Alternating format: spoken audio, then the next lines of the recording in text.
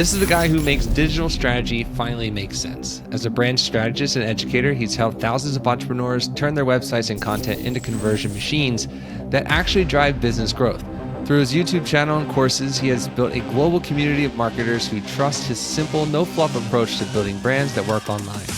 What sets him apart is how human he makes it all, breaking down complex digital marketing ideas into practical, doable steps that get results. I, for one, am one of them as a subscriber since about 2018 during your Google My Business phase. Please welcome Wes McDowell. Hey, Jonathan, thanks for having me. Absolutely. So the topic is mastering YouTube marketing in today's digital world. Now, I did some research prior to this conversation, and hopefully my research did not get the best of me, but I'm sensing that there's a sense of like love for Disney that you might have.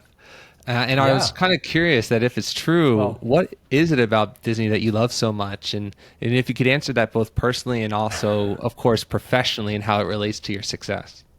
Yeah, sure. So I gotta say, my love for Disney is not as much as my husband's love for Disney. So he comes from a family where they're like literally Disney Vacation Club members. It's like their timeshare. So he's been going since he's a kid. And then when it came time to propose, I thought like, let's do it at Disney World. So that's where I proposed. And we go back like at least once a year. I had to put a moratorium on it 2 years ago. We got season passes. We live in Chicago, by the way. We're nowhere close to Florida. So we got season passes to Disney, and we literally went like 5 times in 1 year. And I was like, there's more places to go in this world than Orlando, Florida. So that's valid, but you could also hit a lot of countries in Disney World. Touche. And you do. Drinking around the world is our favorite ride. By far. Hell yeah. I respect that. And I would say similarly, but very cool. But I am curious. I know that you do have it, but have you actually related at any point in time the storytelling aspects of how Disney incorporates into your repertoire of your YouTube videos? Is there like any inspiration potentially from that? Like storytelling in a Disney, not so much in a Disney maybe not sense. In a Disney sense, but just storytelling as a whole, because you've been doing it for as long as you have been, very successfully. Yeah, I mean, that's one thing I would say. That is something like YouTube and Disney do have in common, right? The whole storytelling approach. You can't go to a restaurant in Disney without there being like some kind of a story behind it, right? Yeah. Like every restaurant has like a fake owner and the whole backstory of how it came to be. So that you don't have to go that far when you're doing your marketing and YouTube stuff. But what does really help is being able to go beyond just like giving the facts of the matter, right? If you're making a YouTube video, if you're making any piece of content about anything, you have to kind of Disneyfy it a little bit and tell a story, make people care. It can be either your own story, it can be a client's story, like how you helped someone. But these days with AI taking over just about everything, like people can go to AI, they can go to Google and get that AI answer, they can go to ChatGPT if they just want a quick answer to something. So it's your job to provide more than an answer. You have to provide like wisdom and expertise, and that generally comes in packaged in the form of a story is how it goes down best. Yeah, I love it. Yeah. Now, from my personal opinion, like I said, I actually legit have followed your work for quite some time, especially during the SEO phase, how prevalent it is to, the video that you actually just posted a little bit ago, which I actually had like a bunch of questions and then I had to scrap them because I thought that the video that you made recently was like really, really amazing. But what is the real difference between content that builds followers versus content that builds revenue? Yeah, so when we're talking about followers don't pay the bills, right? Like when I think of followers and like follower counts and subscriber counts and stuff for YouTube, to me that really signals like you're maybe like an entertainment channel and you need a lot of followers to get the monetization from YouTube itself. But that's not like, when we're in this for business, that's not generally like where our mindset should be. Sometimes it is, because these are vanity metrics that are fun to like, It's like you measure yourself by them, right? But when it comes to revenue, you need to be thinking about not going for the masses. You're going for a really specific viewer, right? The same person who would be your ideal buyer. So whatever it is you sell, whether it's a service or a product or an info product, anything like that, you really need to think of like, okay, what is my ideal customer like? What makes this person tick? What keeps them up at night? All that good stuff. And you want to make your content just for that. That's what's going to make you the revenue, not just shooting for the fences and trying to get like as many viewers as you can possibly get. Because I've had lots of videos that had a ton of views, but guess what? They were kind of the wrong views and they didn't lead to anything. Yeah, absolutely. Yeah. And I actually want the perfect segue into the raw video formats that you potentially believe could dominate in 2026, and that fancy editing, although it's entertaining and can bring views, may not necessarily bring buyers. So what can we do to right now, the people that are watching and listening, that could take action on that concept, if you kind of want to expand a little bit more by not only just talking to your very specific audience, but just like the technical aspects that you've seen based on your research? Yeah, so you're talking about just what do you need for a video to make it succeed? Is that kind of where you're going with this? Yeah, exactly. Sure. Yeah. So when we talk about raw content, like you just brought up, that is very much becoming much more accepted on YouTube, right? For a while, it was the really like whiz bang kind of editing that you'd see from like Mr. Beast, or Mr. Beast is always the one that pops up, but these guys, these entertainment style channels. Explosions upon explosions. Explosions, just like crazy text and graphics and sound effects. That is for 14-year-old boys, basically. Like, if that's your audience and that's who you want to attract with your content, awesome. When we're in business, we're generally trying to attract people who are a little more serious, who have a little bit more focus, right? And that's kind of what we want to go for. So because of that, you can take the pressure off yourself, and you don't have to have all the crazy editing, crazy effects. All you really need is a really good idea. That's number one. The topic is kind of almost everything. People will say like the thumbnail and the title are really important, and they are. Nowhere near as important as just the topic itself. If people aren't interested in that topic, a good title, the best thumbnail in the world, are not going to help you sell it. So concentrate on that first and foremost. I can't tell you how many people, because I try to tell small business owners all day long how powerful YouTube can be for business, but I get so much pushback of like, well, I don't really have, I don't have space to film. It's a 1-bedroom apartment. I don't really have the right camera, I don't think. And they just ask a lot of those technical questions. And they're like, where do I find a good editor? You only need a smartphone. Like, that's seriously, you don't need anything more than that to get started. You need a good microphone. I've got like a little just clip wireless mic right here that's good enough. And in terms of finding an editor, you can do it yourself if you want to. Don't recommend it. I would recommend going on Fiverr and getting someone pretty cheap who can cut out your mistakes, add some simple text to screen when it needs to be there. That's about it. That's what's going to do the best these days. That's where your emphasis should be, right? Because if you're worrying about all these other things, you kind of stop worrying about the content. And then that suffers, and then no one wants to watch to begin with.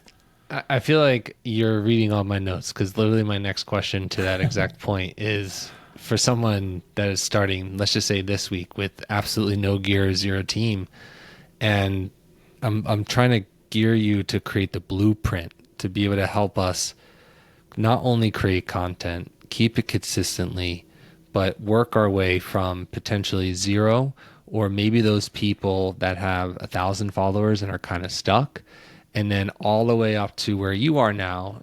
I would say, argue probably a well-oiled machine with over 500,000 followers and 24 million plus views. How do we get there from that consistency effort? And if you can kind of intertwine your process along with AI in order to consistently create that? What does that look like, and what would you recommend to somebody that's listening right now and watching? Yeah, I mean, so to get started, it's never been easier than it is right now because of ChatGPT, specifically agent mode. I'm a big fan of this for this particular, just to get started, because what people have the most trouble with, I do sell like a course that teaches people how to do YouTube. And the big thing in the version 1 of that my students were struggling with the most was coming up with the right topics. You know, we just talked about how topics are like numero uno, and they were kind of fumbling with it. So once agent mode came out with ChatGPT, have you used agent mode, Jonathan? Personally, I haven't, no. Okay, it's super cool actually. Like it goes a step beyond deep research because it can actually go on like websites and do things, which is kind of the secret sauce here. So what you want to do is open up agent mode, tell it everything you can about your business, right?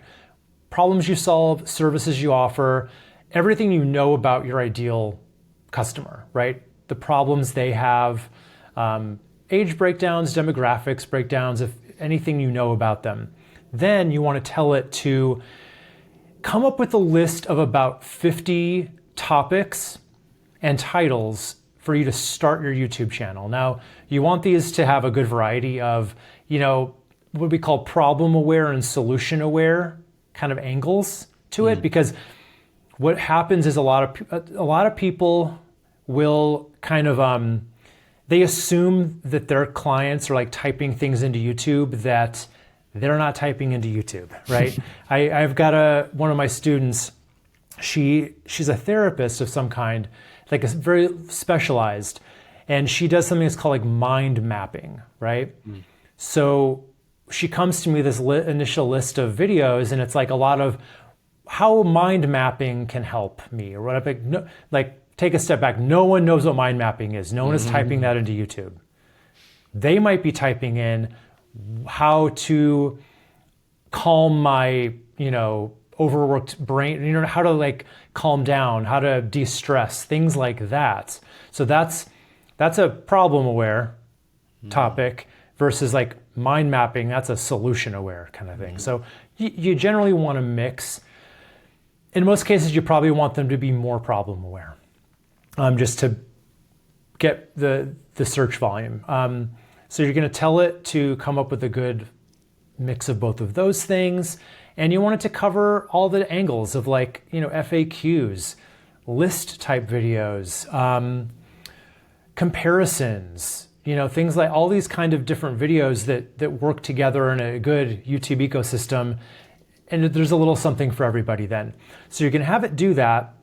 And then you'll probably have to reiterate over it for a while. But what you want to tell it to do, this is important.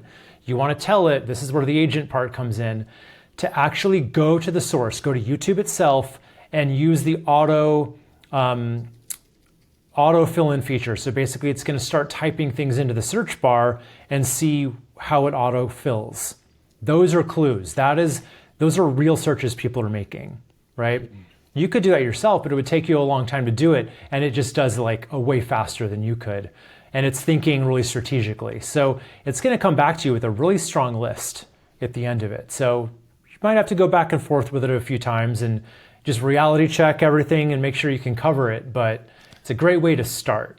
I wanted to stop you right there just to get the visual aspect of what you're suggesting. So essentially what you're saying is that you would go into, if we were to do this manually and not use AI, although I do agree with you, AI would make it faster, you're essentially saying the AI bot of some sorts would go on YouTube, type in the keyword, and then basically come up with a list of not only the videos, but the other suggested keywords that are being typed in. So if it says how to, it will say how to make guacamole, how to make macaroni and cheese, or whatever it is, right? Mm-hmm. Yes, exactly. Perfect. So it's kind of strategizing what it should start typing in, and then it's finishing it. And then the whole reason this works so well, I should take a step back, is because when you're new, you want to go for search. That is how you're going to establish yourself as like whatever your niche is on YouTube. And it's really the only way to get found in the beginning stages.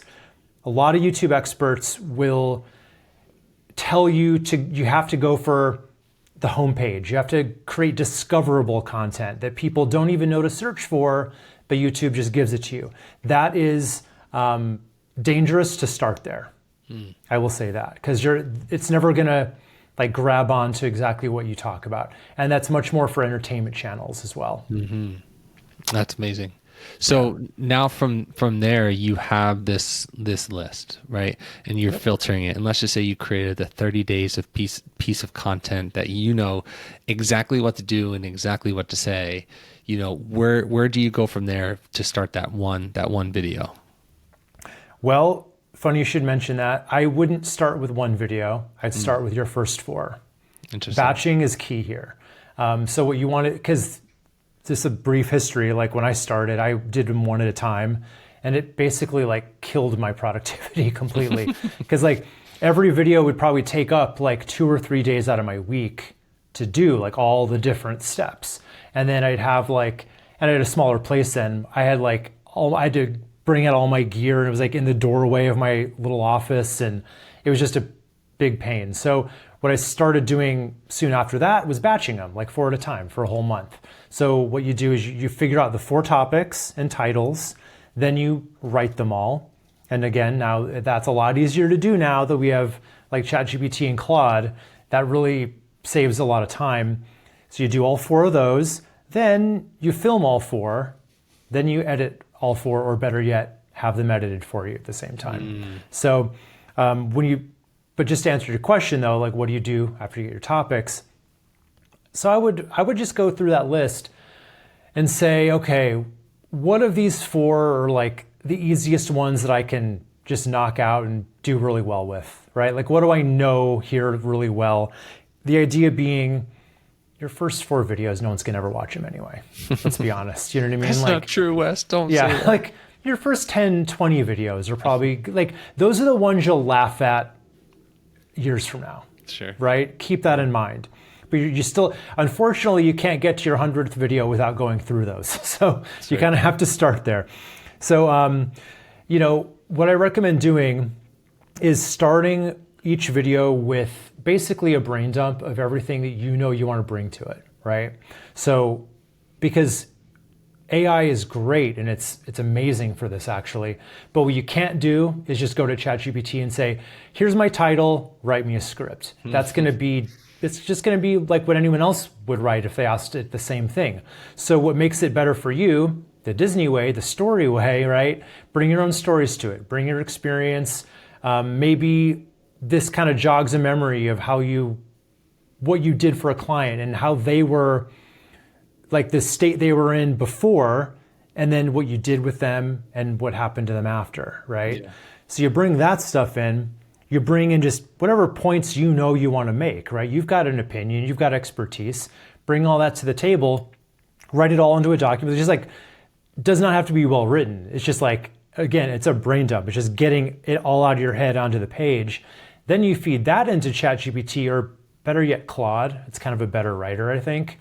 And then you kind of, this works better if you have like a really good framework, basically, for a script that you can have it work into, but you get the idea either way. You just say, take all of this stuff and now help me write a script based on this title.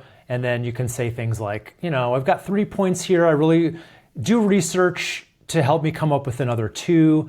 Do some research to help me come up with like some more case studies you can find online, or statistics to help me like bolster my points. So it can do all that stuff in one go. It can research it and write it, and it's pretty magic actually.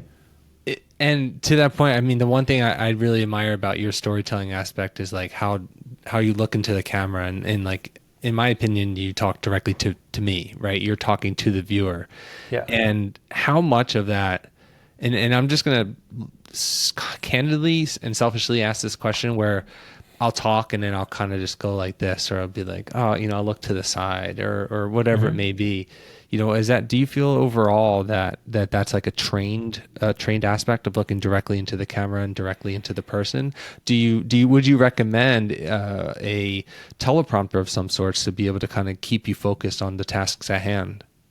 Yeah, no, it's a great question. And it's kind of like a hotly contested thing. Like, every YouTuber kind of has their own thing that they recommend. I do recommend a teleprompter, and here's why. When I first started, I didn't have one, and I just had like note cards, and I'm not great off the. I'm fine in a conversation like this, where we can kind of bounce off each other. But if it's just me and I'm having to like, basically, let's call it what it is. It's basically giving a speech, right? When you're on YouTube, giving a monologue about something, and I would get flustered, and I would just kind of like, I'd see a bullet point that I knew I was supposed to cover, but like I'd either cover it too shallowly, or I'd like speed through it, or I'd ramble, right, and repeat myself.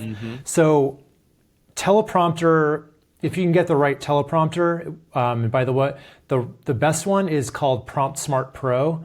It's an app on your phone, and it keeps up with your own voice, so you don't have to like keep up with it. But if you can train yourself to deliver naturally with a teleprompter, that is going to save you so much heartache and turmoil when it comes time to recording. But it is a skill. It's a learned skill. Anyone can learn it, right? Every video you watch me do, almost every video, I'm reading from a script. Now I do my best to make it seem like I'm not, right? And you mentioned like looking over to the side and stuff. That's actually good. Like it's kind of creepy actually, just to like always be looking in the camera. Like you want to, like if I'm reading a script right now, I want to like, act like I'm just thinking of something, and I'll kind of look over here. You know what I mean? It's a little bit of acting. It's a little sleight of hand that helps you sell it. Yeah, no, that's a really good point. So to kind of go back a little bit, we have the research, we have the pieces of content, knowingly 4 videos per recording session, and then from there we have the scripts in which that we're writing and we're reading, et cetera, and now we have. Let's just move past the editing piece, unless you want to speak to that. Is there any AI specifically about the editing piece that you think that our users should recommend? And if not, I can move on to the next question. Yeah, not really. I mean, there's a few AI assisted editing tools out there. I don't edit my own videos anymore. Like I have an editor, so I can't speak too much to it. Yeah, no, totally fine. And I think, personally speaking, I think there's a lot to be said about just raw editing, and so that way it feels more genuine. B-roll, I see that you use quite a bit of B-roll. How, from your perspective and experience, how important is B-roll in videos?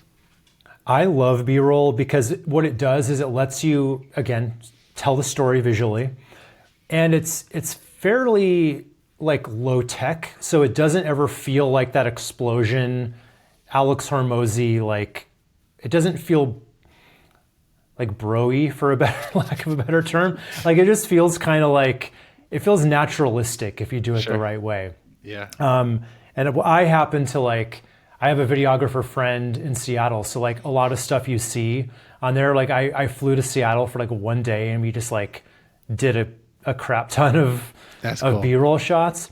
But then the other cool thing is, even if you can't do that, or even if you can, now Sora 2 is pretty freaking incredible for making B-roll shots that look pretty real.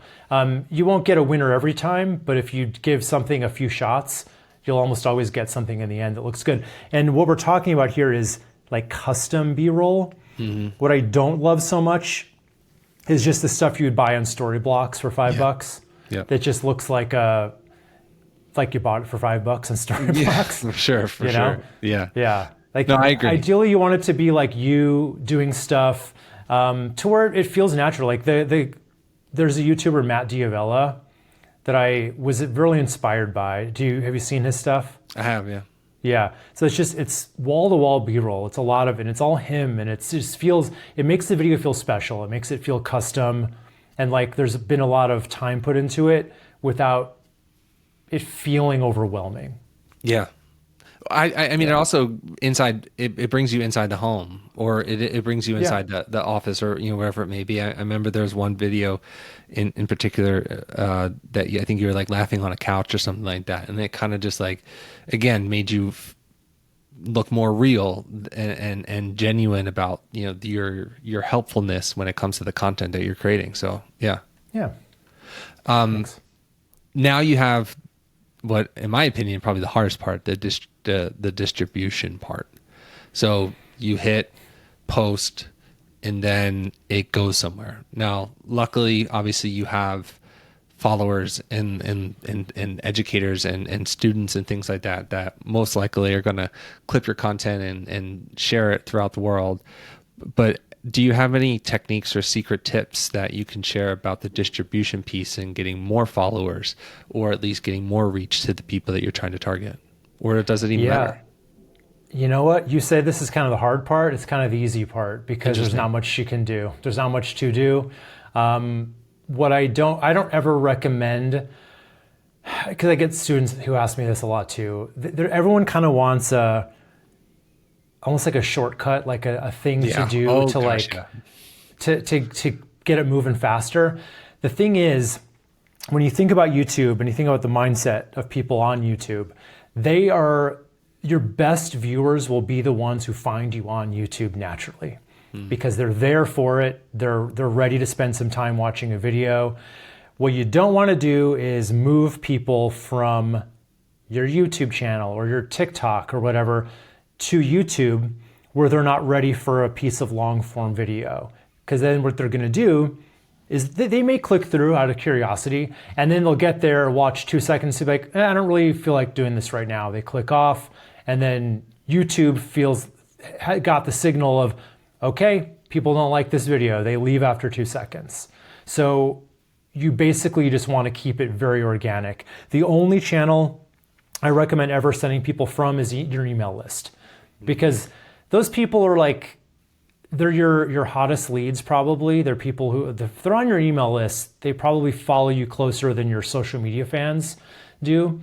And email is another kind of slow platform. It's not like they're on TikTok where they're scrolling a mile a minute and then they're going to something slow. If they're on email, I think it's fine to send them to your YouTube video, but that's it. That's all I would do.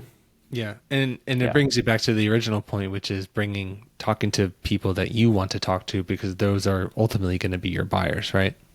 Yeah. And so now the one thing that I also found quite interesting on your YouTube channel specifically is that you only have one link directly within your about page, and that is directly to the website. So it's not even like a lot of people tend to put everything under the sun, follow from YouTube, follow me on TikTok, Instagram, Facebook, et cetera, and then also subscribe to my newsletter, and then my second newsletter, and then my second channel. So like, why did you decide to just use one link on your about page so people can drive directly to that? Yeah, so it all comes down to funneling people, like the sales funnel, and funneling them to the right place at the right time. So when we think about YouTube, it is kind of the top of the funnel, but it's also kind of like the middle of the funnel too. It warms people up that quickly to you. So what you don't want to do is send people from something where they're probably pretty hot, or at least warm in the middle there, to send them to like Facebook or Instagram, where that's much more surface top of the funnel, if you ask me. People never, YouTube is the biggest, warm up, what I'm trying to say, just warm up enhancer there is. Everything else I think pales in comparison. So I would, if I would like to get people from Instagram to YouTube, but again, I wouldn't want them to not watch the video like I just said, but YouTube is probably the second best place before your website for them to go. So don't kick them up the funnel, kick them down into your website to the bottom of the funnel. And now they're we're almost at the finish line about creating this perfect master plan of all things digital content and conversion. Now they're on the website, and now you want them to sign up for a newsletter, or at least sign up for like a course. Have you found that relatively difficult to get people to, buy one particular thing? Or I think you had like two digital products or something like that allowed people to kind of buy into your ecosystem. Would you also suggest similarly to people that are trying to convert people, viewers into subscribers? Yeah, so that is the best thing to do. So your website should have two things for them to do, right? The first one is to actually become a client, right? That's like almost everyone I talk to on YouTube, they're service business owners. The whole purpose of YouTube is to get someone to actually want to pay them money. So make it easy for them once they get to your website, because if they came from YouTube, they're probably 80% of the way there already. And then for everybody else, or if you're more like me, I'm now a info product creator at this point. I no longer work with clients. So what I do now is I get them to take one of my master classes, which ends up kind of selling them on my paid courses. So that's my call to action. But I would say if you're a service business, okay, just to take it a step back. So on my website, you can either buy one of my courses, or you can take a free master class, which is what sells it. So they've got two different, a paid way or a free way, right? And I'd say the same thing goes from almost any website. You want to have the paid thing, and then you want to have a free thing. So that's a lead magnet, right? When you say newsletter, that can work, and that has come back in favor this past year, I would say, but it has to be done in a smart way, where it's not just sign up for our newsletter. It's sign up for this thing, and in 5 minutes a week, I'll teach you how to be a better marketer, or I'll teach you, like, it's making a promise. It's not just, because newsletter to me says like, oh, you're going to hear when Peggy from accounting has her baby, you know what I mean? That kind of thing. Like, there's got to be something in it for them. So it's either that, or it's an actual lead magnet that promises like a real result, some kind of a quick win for their email address. Amazing. I love the story and the journey that we went on. I do have one final question for you. You've educated thousands of marketers and people across the world. What would you say is one lesson that you hope our audience never forgets?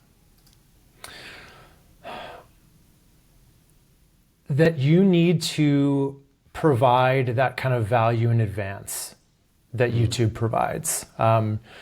If you don't, because so many people want to gatekeep what they do and what they know and everything, but you can't do that. Not in today's world. You could do that 30 years ago, right?